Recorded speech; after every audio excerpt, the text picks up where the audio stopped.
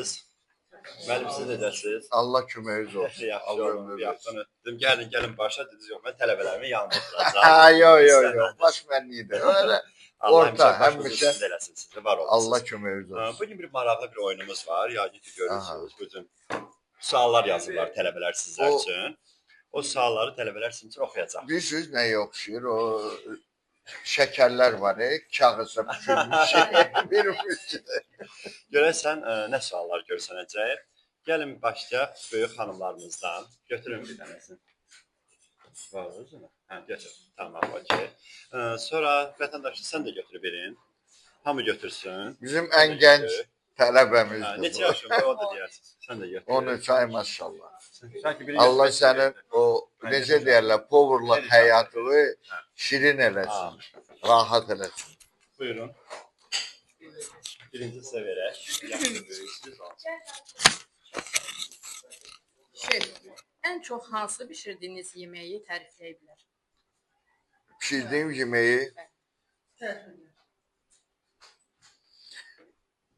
mən ən çox valla xoşuma gələn sözün düzü Meksika mətbəxidir. Fajitasdır. Ən çox təriflənir həmişə o yeməyi. Hə. Təşəkkür edirəm. Obri xanıma verək. Şef, mətbəxdə ən çox yandırdığınız yemək hansıdır? Yandırdım. Quymaq. Tutur, dimi tutur, hə? Belə qədər. Sonda şəkər verəcəm. Şef, ilk işlədiyiniz mətbəx necə idi və orada hansı təcrübələr qazandınız? Necə? İlk işlədiyiniz mətbəx necə idi və orada hansı təcrübələr qazandınız? İlk işlədiyiniz mətbəx hansıdır? Mənim ilk sözün düzü başladığım mətbəx hərbidə olub.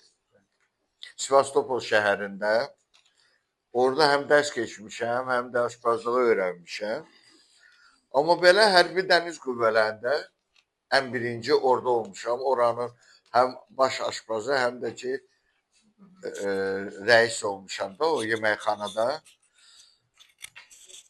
Təcrübəm oradan başlayıb mənim sözün düzü. Amma heç vallahi hevslənmirəm.